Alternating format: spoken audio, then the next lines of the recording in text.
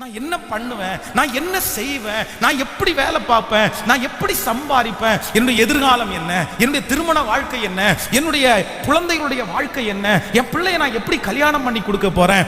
பிள்ளைகளுடைய எதிர்காலத்தை நினைச்சா கவலை, மகனுடைய எதிர்காலத்தை நினைச்சா கவலை, தன்னுடைய வாழ்க்கையை நினைச்சா கவலை.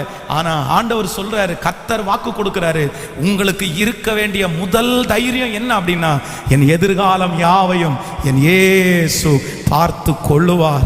நான் முதிர் வயதானாலும் கர்த்தர் என்னை தாங்குவார், கர்த்தர் என்னை சுமப்பார். இன்னைக்கு ஆராதனையிலே கர்த்தர் சொன்னாரே, இதோ உலகத்தின் முடிவு பரியந்தம் சகல நாட்களிலும் நான் உன்னோடு கூட இருக்கிறேன் என்று வாக்கு கொடுத்த கர்த்தர் இந்த ஆராதனை நேரத்திலே நம்முடைய எதிர்காலத்தை கர்த்தர் எழுதுகிறார். நம்முடைய எதிர்காலத்தை கர்த்தர் எழுதுகிறார். உங்க பிள்ளைகளுடைய எதிர்காலத்தை குறித்து கவலைப்படுகிறீர்களா? வாலிப தம்பி தங்கச்சி யாராவது ஒருத்தர் எதிர்காலத்தை குறித்து என் எதிர்காலம் எப்படி இருக்குமோன்னு நீங்க வருத்தப்படுகிறீர்களா? நான் நம்புறேன், இல்லை இல்லை, உங்க எதிர்காலத்தை குறித்து நீங்க ரொம்ப தைரியமா இருங்க. உங்க எதிர்காலம் உங்க கையில இல்ல, உங்க எதிர்காலம் உங்க அம்மா அப்பா கையில இல்ல, உங்க எதிர்காலம் உங்களுடைய ஓனருடைய கையில இல்ல. உங்களுடைய எதிர்காலம் வானத்தையும் பூமியையும் உங்களுடைய எலும்புகள் முதலானவைகள் உருவாகும் முன்னே தெரிந்து கொண்ட, பேர் சொல்லி அழைத்த, தாயின் கற்பத்தில் இருந்து உங்களை தெரிந்து கொண்ட கர்த்தரிடத்திலே இருக்கிறது. அவர் நமக்கு பிரகாசமான எதிர்காலத்தை வைத்திருக்கிறார். நம்முடைய பிள்ளைகளுக்கு கர்த்தர் பிரகாசமான எதிர்காலத்தை வைத்திருக்கிறார்.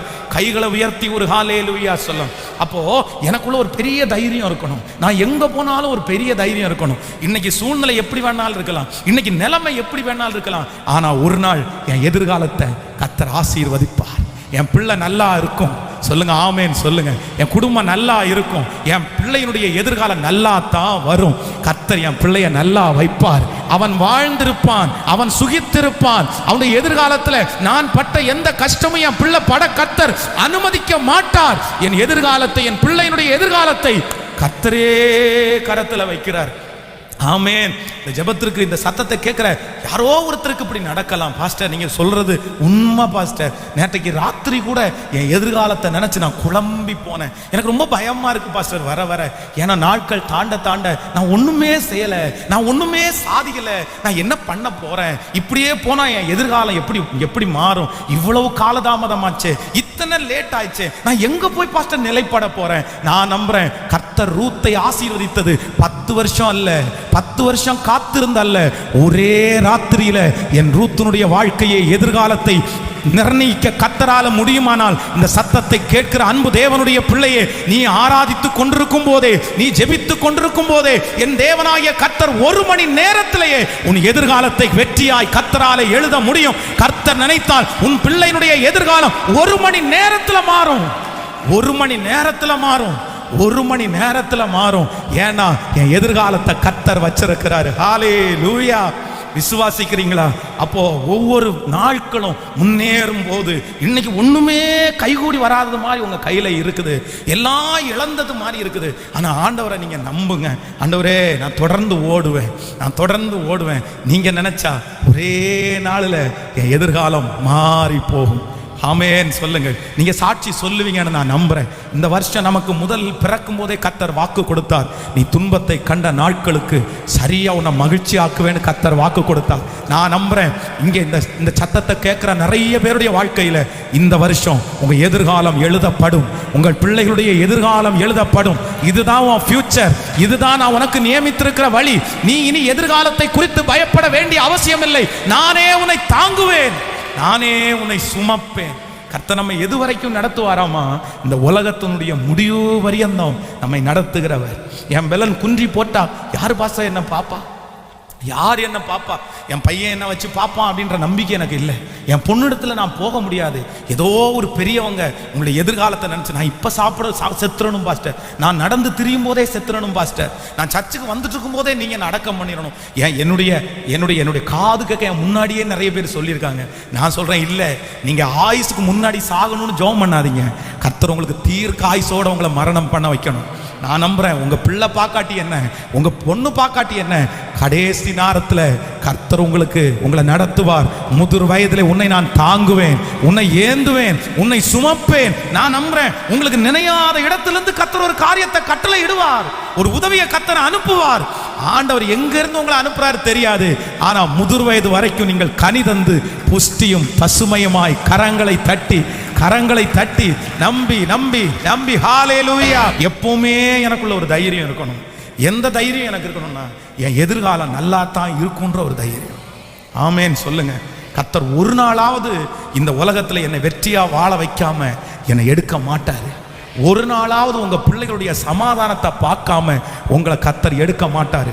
ஒரு நாளாவது கடன் இல்லாத வாழ்க்கையை நீங்க வாழ்றதுக்கு முன்னாடி கர்த்தர் உங்களை எடுத்துக்க மாட்டாரு. ஆமேன் சொல்லுங்க. ஒரு நாளாவது ஆண்டவர் சொந்த வீடுகளில் உங்களை குடியிருக்க பண்ணாம கர்த்தர் எடுக்க மாட்டாரு. நமக்கு எல்லாருக்கும் ஆண்டவர் என்ன வச்சிருக்கிறாருன்னா, நல்ல எதிர்காலத்தை வச்சிருக்கிறாரு. அதனால இனி அந்த பயத்தை சத்துரு உங்களுக்கு கொடுக்கும் போது நீங்க நினைக்க வேண்டியது, 15 வருடம் என் எதிர்காலம் என்ன ஆகுமோன்னு நினைச்ச யோசேப்பு எங்க என் எதிர்காலத்தை வச்சிருக்கிறாரு. ஆனா அவனுடைய ஃபியூச்சரை குறித்து, எதிர்காலத்தை குறித்து ஒரு பெரிய கனவு அவனுக்குள்ள இருந்துச்சு. அவன் பார்த்த சொப்பனம் அந்த மாதிரி, அவனுடைய வீட்டில் அவனுடைய தகப்பனார் அவனை நேசித்த விதம் அதை மாதிரி. அதனால இந்த ஜெபத்தில் இருக்கிற யாரோ ஒருத்தர் அப்படி இருக்கலாம். உங்களுக்கு ஒரு நல்ல வேலை, உங்களுக்கு ஒரு நல்ல குடும்பம், நீங்க ரொம்ப அழகானவங்க, எல்லாமே உங்களுக்கு இருந்தோம். ஆனா உங்க எதிர்காலம் இன்னைக்கு யோசேப்பை மாதிரி கேள்விக்குறியா இருக்கலாம். யோசேப்புக்கு எல்லாமே இருந்துச்சு, அப்பா நேசிக்கிறவர், பலவர்ண அங்கி, ஆனா எதிர்காலம் கேள்விக்குறி. எல்லாம் இருந்து என்ன பாஸ்டர், என் எதிர்காலம் கேள்விக்குறியா இருக்குது, என் எதிர்காலம், என் பிள்ளையினுடைய எதிர்காலம் கேள்விக்குறியா இருக்குது. இல்லை இல்லை, ஒரு நாள் யோசேப்பை கர்த்தர் நினைத்தார். அவனுடைய 30வது வயதில் கர்த்தர் அவனை தேடி போனார். அவனை அதிகாரியாய் கர்த்தர் நிறுத்தினார். அந்த தேவனாகிய கர்த்தர் இன்னைக்கு வாக்கு கொடுக்கிறார், உங்களுக்கும் அதே மாதிரி யோசேப்பை போல ஒரு நாள் வரும். ஹல்லேலூயா. யோசேப்பை கண்ணோக்கின கர்த்தர், நினைத்து பார்த்த கர்த்தர், இந்த சத்தத்தை கேட்கிற உங்களையும் உங்கள் பிள்ளைகளையும் நினைக்கிற நாள் வரும். அன்றைக்கு உங்களுடைய எதிர்காலம் பிக்ஸ் பண்ணப்படும். ஓ, இத்தனை வருடங்கள் நீங்கள் காத்திருந்தது, இத்தனை வருடங்கள் எதிர்பார்த்து இருந்தது, அது கர்த்தர் காரியங்கள் அப்படியே கைகூடி வர பண்ணுவார். கையை உயர்த்தி எல்லாரும் சொல்லுங்க, எனக்கு ஒரு நல்ல எதிர்காலம் உண்டு ஆண்டவரே, எனக்கு ஒரு நல்ல எதிர்காலத்தை நீர் வைத்திருக்கிறேன். சொல்லுங்க, எல்லாரும் சொல்லுங்க, ஆண்டவரே நீர் எனக்கு ஒரு நல்ல எதிர்காலத்தை வைத்திருக்கிறேன், என் பிள்ளைக்கு ஒரு நல்ல எதிர்காலத்தை வச்சிருக்கிறேன். உன் பிள்ளைக்காக இப்ப ஜெபம் பண்ண முடிஞ்சா அந்த நிமிஷத்துல இந்த செய்தியை கேட்கும் போதே ஜெபம் பண்ணுங்க. ஆண்டவருடைய பிள்ளை பிரதர் ஜெபம் பண்ணுங்க, அப்பா என் பிள்ளைக்கு ஒரு நல்ல எதிர்காலம் இருக்குது, என் பிள்ளை உமக்காக ஊழியம் செய்யணும், என் பிள்ளை உமக்காக பாடணும், என் பிள்ளை உமக்காக சாட்சியா வாழணும், என் பிள்ளை நான் பட்ட கஷ்டம் படக்கூடாது, என் பிள்ளை கடன் இல்லாம வாழணும், என் பிள்ளை யார் இடத்துலையும் கையேந்திர ஒரு வாழ்க்கை வாழக்கூடாது, என் பிள்ளை சந்தோஷமா இருக்கணும், அவனுடைய உயர்வை நான் பார்க்க சந்தோஷப்படணும். ஸ்தோத்திரம் ஸ்தோத்திரம் ஸ்தோத்திரம். ஹல்லேலூயா. ஆமென். இங்க இருந்து போகும்போதே ஒரு தைரியத்தோட போகணும். என்ன தைரியத்தோட போகணும்னா, எனக்கும் என் குடும்பத்திற்கும் என்ன இருக்கு அப்படின்னா, ஒரு எதிர்காலம் உண்டு, ஒரு எதிர்காலம் உண்டு. 40வது வயசுல மோசைக்கு ஒரு நல்ல எதிர்காலத்தை கர்த்தர் தந்தாரே. ஆமென். 38 வருடமாய் வியாதியாயிருந்த ஒரு மனுஷனுக்கு, இனி எதிர்காலமே இல்லைன்னு நினைச்ச மனுஷனுக்கு ஒரு எதிர்காலத்தை கர்த்தர் தந்தாரே. நமக்கு தரமாட்டாரா? நம்முடைய பிள்ளைகளுக்கு தரமாட்டாரா? அதனால கவலைப்படுறதை விட்டுட்டு, பயப்படுறதை விட்டுட்டு கர்த்தர் சமூகத்துல முழங்கால் படியிடுங்க. கர்த்தர் சமூகத்துல முழங்கால் படியிடுங்க. ஆண்டவரே செய்வார். அதான் நான்லாம் நிறைய நேரத்தில் அப்படிதான் யோசிப்பேன், ஆண்டவருடைய பிள்ளைகளே, எனக்கு ஃபியூச்சர், எனக்கு எதிர்காலம்ன்ற ஒன்று இல்லை. எங்க அப்பாவாலேயோ எங்க அம்மாவாலேயோ ஒரு எதிர்காலத்தை எனக்கு நியமிக்கவே முடியாது. ஏன்னா அவங்க வாழ்க்கையே கஷ்டமா இருக்குது. ஆனா ஒவ்வொரு நாளும் நேரம் மொட்டை மாடியில போய் நெடுமுழங்கால நின்று, வெறும் சிமெண்ட் தரையில முழங்கால நின்று, ஆண்டவரே என் எதிர்காலம் நீர்தான் ஆண்டவரே, என் வாழ்க்கை நீர்தான் ஆண்டவரே, எனக்கு அம்மா எனக்கு அப்பா, என் வாழ்க்கையில் என்னை உயர்த்துறது எல்லாம் நீங்க தான் ஆண்டவரே. அப்படியே கெஞ்சுவேன், அப்படியே வானத்தை பார்த்து அப்படியே அழுவேன். பல மணி நேரங்கள் ஜெபம் பண்ணி இன்னைக்கு நான் நம்புறேன், யாருமே எனக்கு கொடுக்க முடியாத ஒரு எதிர்காலத்தை கர்த்தர் எனக்கு தந்தார் அப்படின்னு நம்புறேன்.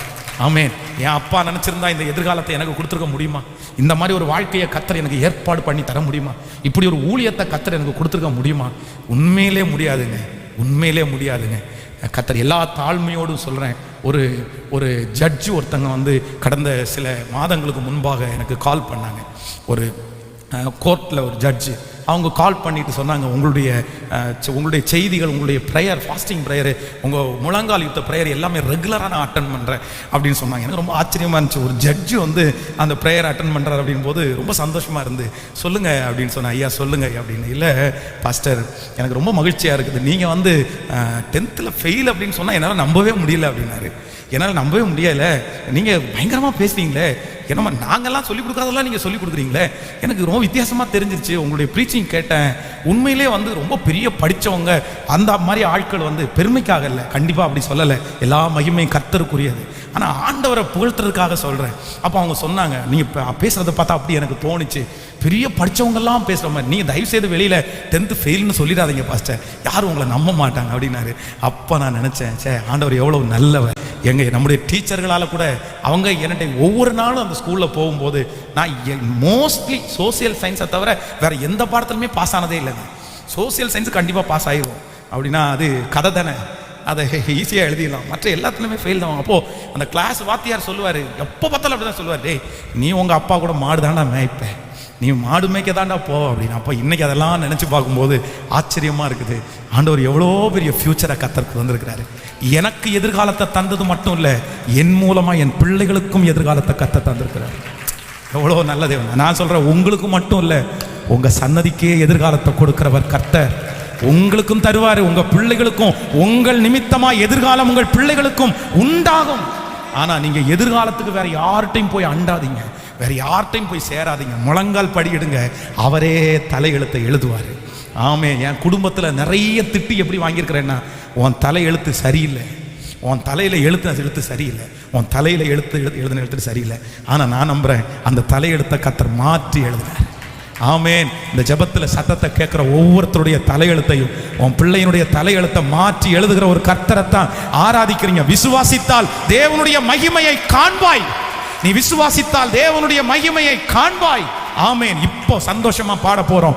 எதிர்காலம் எனக்குண்டு, எதற்கும் பயம் இல்லை, அதிகாரம் கையிலே, நான் ஆளுவேன் தேசத்தை. ஆமேன் சொல்லுங்க. எத்தனை பேர் நம்பிக்கையோட பாடுறீங்க? இங்க இருந்து நீங்க போகும்போது தைரியமா தான் போகணும். ஆமேன்.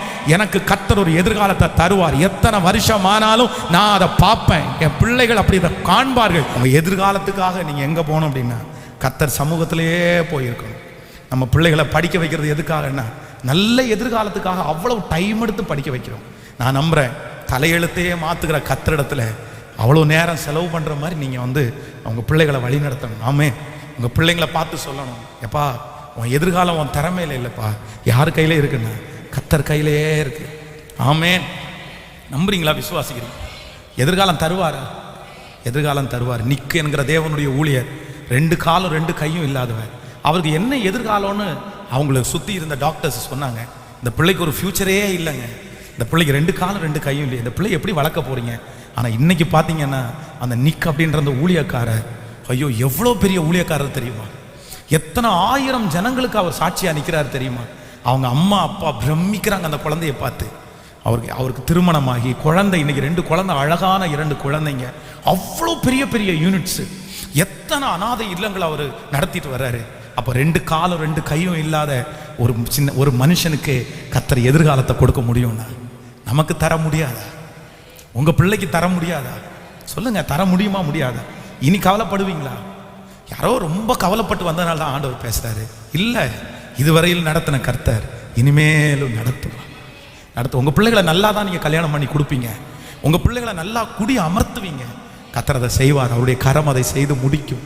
ஆமேன் சொல்லுங்க. நம்பர் 2, இரண்டாவதாக வேகமாய் ஒரு காரியத்தை சொல்லி நான் முடிக்கிறேன். வாசிக்கலாம்.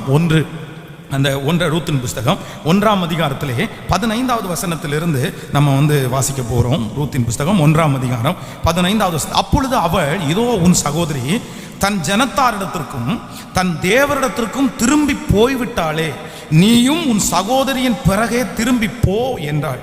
அதற்கு ரூத், நான் உம்மை பின்பற்றாமல் உம்மை விட்டு திரும்பி போவதை குறித்து என்னோடே பேச வேண்டாம்.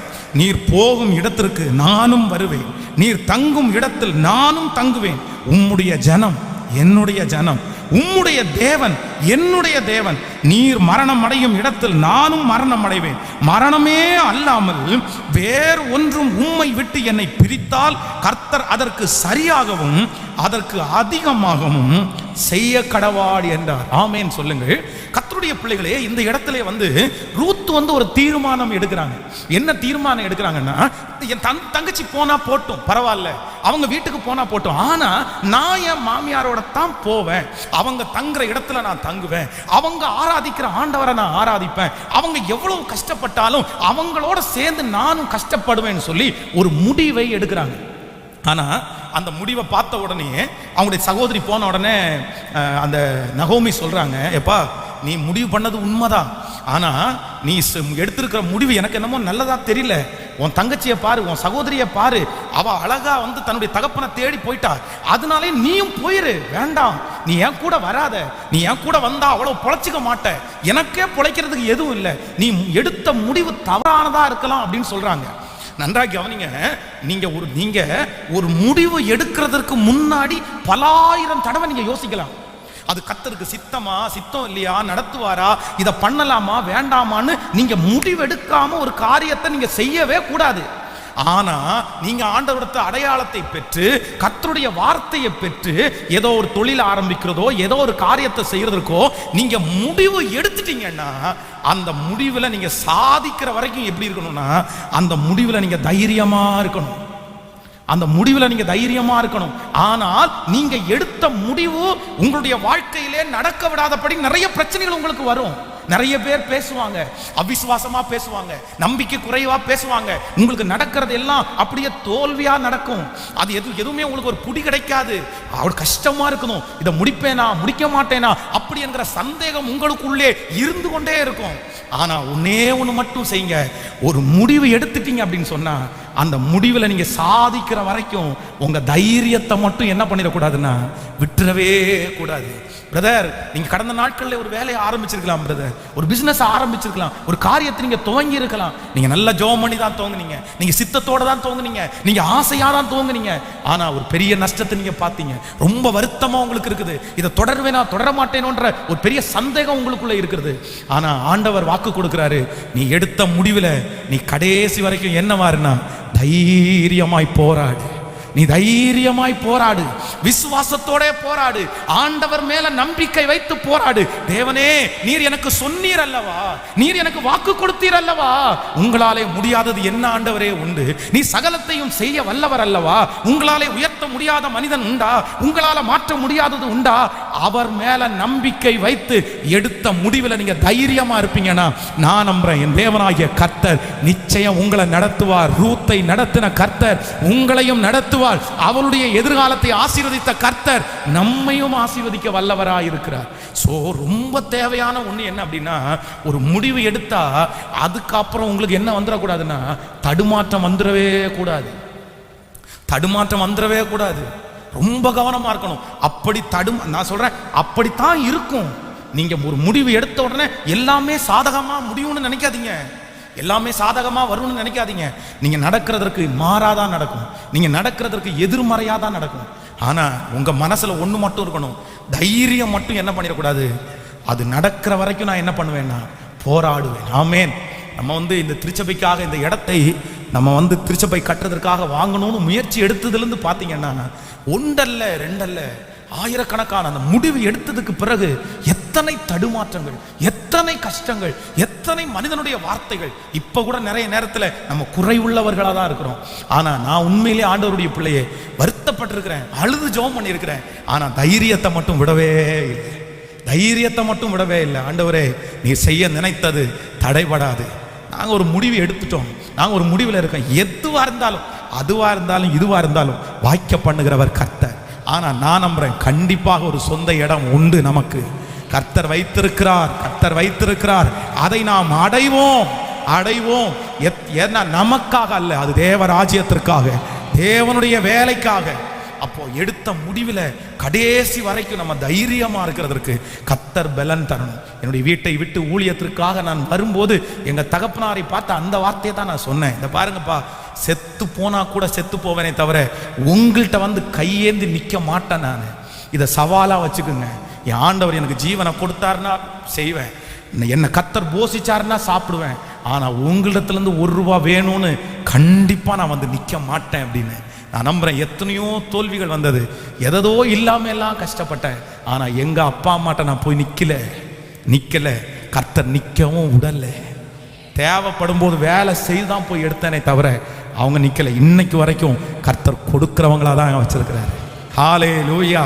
ஆனா அந்த ஊழியத்தை விட்டு மட்டும் எத்தனை பாடுகள் வந்த போதிலும் போகணுன்ற ஒரு மனசு மட்டும் எனக்கு வந்ததே இல்லைங்க, வந்ததே இல்லை. அதான் இதுக்கு முன்பாக இருக்கிற திருச்சபையில் ஒரு நாள் ஞாயிற்றுக்கிழமை இப்படி ஆராதனை நடத்துறதுக்கு கிளம்பும் போது உண்மையிலே ஆண்டவருடைய பிள்ளைகளே, ஆலயம் தொடங்குனதுலேருந்து 2.5 மணி நேரம் பலிபீடத்தை 2 கைனாலையும் கட்டியாக பிடிச்சிட்டு ஆராதனை நடத்தி முடித்தேன்.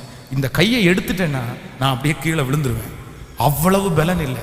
வீட்டிலேருந்து கிளம்பும் போது கிச்சன்ல இருந்து அந்த வெளியே வாசலுக்கு வரும்போது அப்படியே கையை வச்சு தாங்கி பிடிச்சிட்டு ஒவ்வொரு வீட்டு கேட்டு வாசலையாக பிடிச்சி ஆலயத்துக்கு வந்து நின்னேன். ஆனால் அந்த பிரசங்கம் முடித்த உடனே சொன்னேன், யாருக்கும் தனி ஜபம் இல்லை, நான் தனி ஜபம் இப்போ பண்ணலை, அடுத்த வாரம் பண்ணுறேன்ட்டு அப்படியே கீழே உட்காந்தேன்.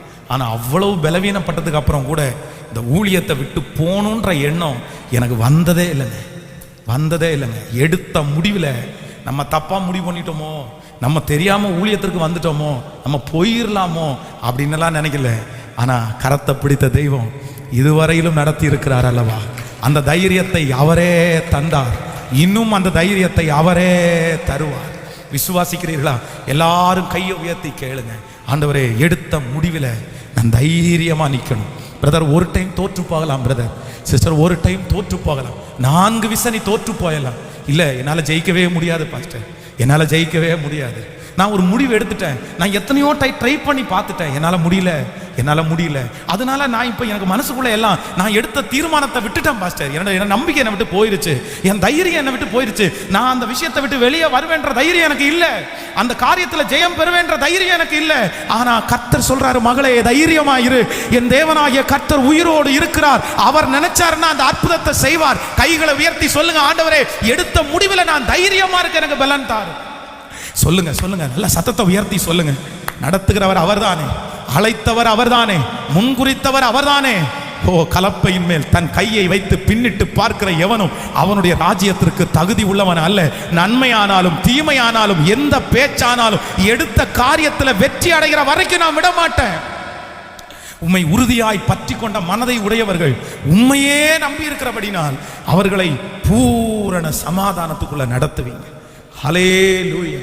கைகளை அசைத்து ஒரு ஹல்லேலூயா சொல். அப்போ ஒரு முடிவு எடுத்தீங்கன்னா அதுல நீங்க என்ன பண்ணணுமாமா? சத்தமா சொல்லுங்க. உறுதின்றதை விட தைரியமா இருக்கணும். எப்படி இருக்கணும்? சிலருக்கு செஞ்சிருவோம், கண்டிப்பா இதை விட்டு மாறக்கூடாதுன்னு இருக்காது. ஆனா என்ன இருக்காதுன்னா, தோற்றுவோமோ அப்படின்ற ஒரு பயம் இருந்துட்டே இருக்கும். ஆனா ஆண்டவர் பேசுறாரு, இந்த ரூத்தை காண்பித்து பேசுறாரு. ஒரு முடிவு எடுத்தாங்க, முடிவு எடுத்து முடிச்ச உடனே நெகட்டிவ் தாட் வருது. மாமியார் சொல்றாங்க, ஏமா இந்த வேலை உனக்கு எதுக்குமா, வேண்டாமா, விட்டுருமா, உன் தங்கச்சி போயிட்டால, நீயும் போயிருமா, என்னை நம்பி நீ வராதம்மா, உன் வாழ்க்கையை கெடுத்துக்காதம்மா, உன் எதிர்காலத்தை கெடுத்துக்காதம்மா. இல்லை, என் முடிவில் நான் என்னவா இருக்கேன்னா, சொல்லுங்க, தைரியமா இருக்கேன். போலாம், பார்ப்போம், என்ன நடக்குதுன்னு தான் பார்க்கலாமே, யார் பேசுவாங்கன்னு தான் பார்க்கலாமே, என்ன சூழ்நிலை வருதுன்னு பார்க்கலாமே. இங்கேருந்து இந்த சத்தத்தை கேட்டு ஆலயத்தை முடிச்சுட்டு போகும்போது எப்படி போகணும் தெரியுமா? ஒரு தைரியத்தோட போகணும். சரி, என்ன வருதுன்னு பார்க்கலாம். அவருக்கு மிஞ்சி என்ன பிரதர் வந்துட போகுது, அவருக்கு மிஞ்சி என்ன சிஸ்டர் வந்துட போகுது. ஆமோதிக்கிறீர்களா? கடந்த சில நாட்களுக்கு முன்பாக ஒரு சிஸ்டர் ஃபோன் பண்ணும்போது அவங்க சொன்னாங்க, எனக்கு இந்த ஆண்டவரை பற்றியெல்லாம் பெருசாக தெரியாது, என் கூட வேலை பார்க்குற ஒரு சகோதரி உங்களுடைய இந்த நிகழ்ச்சிகளை எல்லாம் பார்க்க சொன்னாங்க. நான் பார்த்தேன், எனக்கு ரொம்ப ஆசீர்வாதமாக இருந்துச்சு. அப்போ நான் ரொம்ப கஷ்டத்தில் இருக்கிறேன், எனக்கு 1000 ரூபாய் எடுக்கிறது கூட ரொம்ப கஷ்டமாக இருக்குது. ஆனால் உங்கள் ஊழியத்துக்காக, உங்கள் சர்ச்சு கட்டுறதுக்காக ஒரு 1000 ரூபாய் கொடுக்கணும்னு நான் நினச்சேன். நான் அனுப்பிட்டு எனக்கு ரொம்ப ஆச்சரியமாக இருந்துச்சு. அனுப்பிட்டு 3 நாளில் கவர்மெண்ட்லேருந்து எனக்கு கூப்பிட்டாங்க. இப்போ ஸ்டாலின் இந்த லோன் தள்ளுபடி பண்ணியிருக்காருல்ல, நகைக்கடன் 86,000 ரூபாய் அவங்க நகை தள்ளுபடி கிடச்சிச்சு, 86,000. அப்போது அவங்க சொன்னாங்க, எனக்கு இந்த ஜீசஸ் மேலே ரொம்ப நம்பிக்கை வந்திருக்குங்க, ரொம்ப விசுவாசம் வந்திருக்குது, நான் தொடர்ந்து அவரை ஃபாலோ பண்ணுறேன். நான் சொன்னேன், பக்கத்தில் ஏதாவது ஒரு சர்ச்சுக்கு போங்க, ஆண்டவர் உங்களை ரொம்ப நேசிக்கிறேன், அவங்களுக்கெல்லாம் செய்கிற ஆண்டவர் அவரையே நாடி தேடி வந்த உங்களுக்கு செய்ய மாட்டாரா? உங்கள் பிள்ளைகளுக்கு செய்ய மாட்டாரா? கையை உயர்த்தி சொல்லுங்க, நிச்சயம் செய்யும். எனக்கு தைரியத்தை நீங்க தான் ஆண்டவரை தரணும். என் பிள்ளைய நினைச்சா அடிக்கடி நான் பயப்படுறேன், எனக்கு எல்லாத்தையும் தாங்கிறதுக்கு தைரியமே இல்லைப்பா. ஒரு காலத்தில் நான் பெரிய முடிவுகள் எல்லாம் எடுத்தேன், அன்னைக்கு நான் ரொம்ப பலனா இருந்தேன். இன்னைக்கு அப்படி இல்லை பாஸ்டர். நீங்க சொல்ற வார்த்தை எல்லாம் எனக்காக தான் கர்த்தர் பேசுறாரு, எனக்காக மட்டும்தான் ஆண்டவரே பேசுறாரு. எடுத்த முடிவில் என்னால் தைரியமாக இருக்க முடியல பாஸ்டர், என்னால் இருக்க முடியல, எனக்கு ரொம்ப பயமாக இருக்குது. கடைசி வரையிலும் இந்த பேரையே வாங்கிடுவேனோ, என் தலைமையில இப்படிப்பட்ட ஒரு பேரே நிலைச்சிருமோ, நான் இப்படியே ஒதுக்கி விட்டப்பட்ட ஒரு மனுஷனாவே மாறிடுவானோ, என்னென்னமோலாம் எனக்கு தோணுது பாஸ்டர். தீர்மானம் எடுத்து தோற்று போயிடுறேன். இல்லை இல்லை இல்லை, என் மீட்பர் உயிரோடு இருக்கிறார். என் மீட்பர் உயிரோடு இருக்கிறார். கைகளை உயர்த்தி நான் உங்களை நம்புறேன் ஆண்டவரே, நான் உங்களை நம்புறேன் ஆண்டவரே. ஹல்லேலூயா, நான் உங்களை நம்புறேன். இதுவரை உன்னை நடத்தின தேவன் இனியும் நடத்தி செல்வா. எபனேசர் அவர் தாமே. இதுவரை உன்னை நடத்தின தேவன் இனியும் நடத்தி செல்வா. எபனேசர் அவர் தாமே. எபனேசர் அவர் தாமே. காக்கும் தெய்வம் இயேசு இருக்க கலக்கம் ஏன் மனமே. கண்ணீர் ஏன் மனமே. காக்கும் தெய்வம் இயேசு இருக்க கலக்கம் ஏன் மனமே. கண்ணீர் ஏன் மனமே. பாடுகள் சகித்தான் பரமனின் வருகையில் கூட சென்றிடலாம். பாடி மகிழ்ந்திடலாம். சேர்ந்து பாடுவோமா? பாடுகள் பரமனின் வருகையில் கூட சென்றிடலாம். பாடி மகிழ்ந்திடலாம். பாடி மகிழ்ந்திடலாம். காக்கும் தெய்வம் இயேசு இருக்க கலக்கம் ஏன் மனமே. கண்ணீர் ஏன் மனமே. காக்கும் தெய்வம், காக்கும் தெய்வம் இயேசு இருக்க கலக்கம் ஏன் மகளே. கண்ணீர் ஏன் மகளே. கண்ணீர் ஏன் மகளே. ஹல்லேலூயா. நம்பர் 3, மூணாவது, ஒரு தேவனுடைய பிள்ளை எதுல ரொம்ப தைரியமா இருக்கணும். இந்த ரூத்தின் சரித்திரம் நமக்கு என்ன போதிக்கிறது அப்படின்னு சொல்லி நம்ம வாசிக்க போறோம். ரூத்தின் புஸ்தகம் 2ஆம் அதிகாரத்திலே 2வது 3வது வசனத்தை வாசிக்க போறோம். ரூத்தின் சரித்திரம் 2வது அதிகாரத்திலே 2வது 3வது. மோவாபிய ஸ்திரியான ரூத் என்பவள் நகோமியை பார்த்து, நான் வயல்வெளிக்கு போய் யாருடைய கண்களில் எனக்கு தயவு கிடைக்குமோ அவர்கள் பிறகே கதிர் பொறுக்கி கொண்டு வருகிறேன் என்றாள். அதற்கு இவள், என் மகளே போ என்றாள். போது நன்றாய் கவனிங்கள் ஆண்டவருடைய பிள்ளைகளே. இப்போ இந்த நகோமி ரூத் 2 பேரும் அந்த தேசத்தை விட்டு, மோவாவை விட்டு பெத்லெஹேமுக்கு வந்துட்டாங்க. இப்போ இவங்க சொல்லும்போது இந்த நகோமி சொல்றாங்க, நான் நிறைவுள்ளவளாய் போனேன், இப்பொழுது குறைவுள்ளவளாய் வந்திருக்கிறேன். ஸோ அவங்களுக்கு எதுவுமே இல்லை. அவங்களுடைய வீடுகள் எல்லாம் பாலடிக்கப்பட்டு கிடக்கிறது. அவங்களுடைய வசதியோ அவங்களுக்கு வருமானமோ சாப்பாட்டுக்கோ எந்த வழியுமே இல்லை. அந்த ஊரை தெரிஞ்சவங்க யார் அப்படின்னு சொன்னா நகோமிக்கு தான் அந்த ஊரை தெரியும். எந்த ஊர்ல போனா நம்ம சாப்பிட்றதுக்கு கொஞ்சம் பிச்சை எடுக்கலானோ இல்லைன்னா மற்றவங்களத்துல வாங்கலாம் அப்படின்னு சொல்லி அவர்களுக்கு தான் தெரியும். ரூத்துக்கு கண்டிப்பா தெரியாது. ஆனா அங்கேருந்து கிளம்பும் போதே ரூத் ஒரு முடிவு எடுத்தாங்க. என்ன முடிவு அப்படின்னா, என்ன கஷ்டம் வந்தாலும் நான் உன் கூட வர்றேன்னு ஒரு தீர்மானம் எடுத்தாங்கல்ல. எந்த கஷ்டம் வந்தாலும் ஒரு தீர்மானம் எடுத்தாங்கல்ல.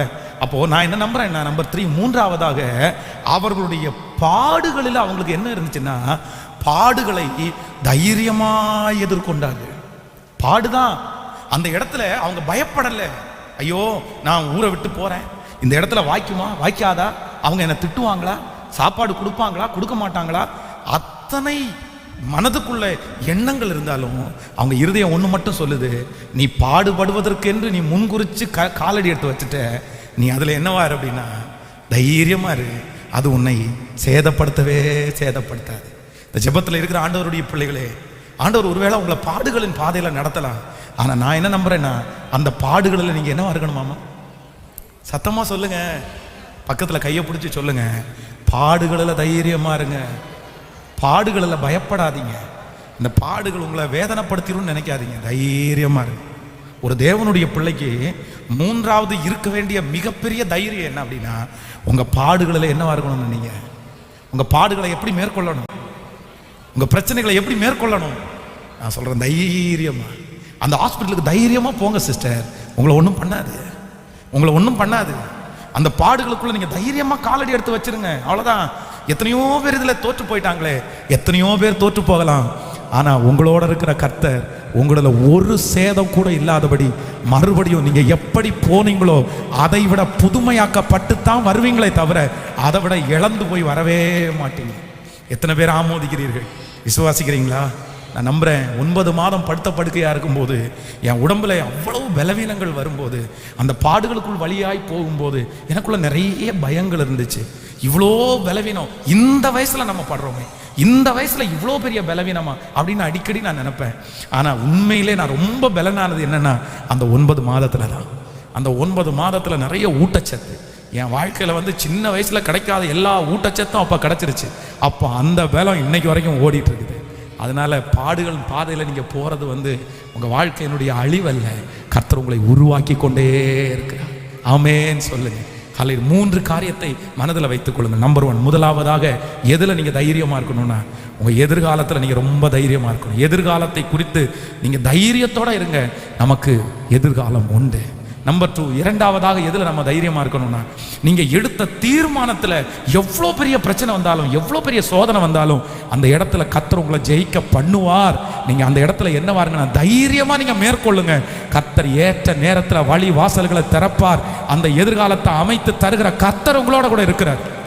நம்பர் 3, மூன்றாவது, உங்களுடைய வாழ்க்கையில் நீங்கள் ரொம்ப தைரியமாக இருக்க வேண்டியது எங்கே அப்படின்னா, உங்கள் பாடுகளில் நீங்கள் என்னவா இருக்கணும்னா தைரியமாக போகணும், தைரியமாக போகணும். நான் திரும்பி வருவேன், நான் திரும்பி வருவேன். ஆபிரகாம் சொல்கிறான், பாடுகளுக்குள்ளே போகும்போது சொல்கிறான், அந்த வேலைக்காரங்களை பார்த்து சொல்கிறேன், நான் திரும்பி வருவேன். நீங்கள் எல்லாரும் எப்படி சொல்லணும் சொல்லுங்க? நான் திரும்பி வந்தால் பார்த்துக்குங்க அப்படின்னு சொல்லக்கூடாது. நான் திரும்பி, சத்தமாக சொல்லுங்க எல்லாரும், பக்கத்தில் கையை பிடிச்சி சொல்கிறீங்களா? திரும்பி வருவாய். எவ்வளோ அக்னிக்குள்ளே போனாலும், அதான் ராஜா சொல்கிறாரு, 7 மடங்கு அக்னியை ஏற்றி விடுப்பான். அவன் அப்போ அவன் திரும்பி வரமாட்டான்.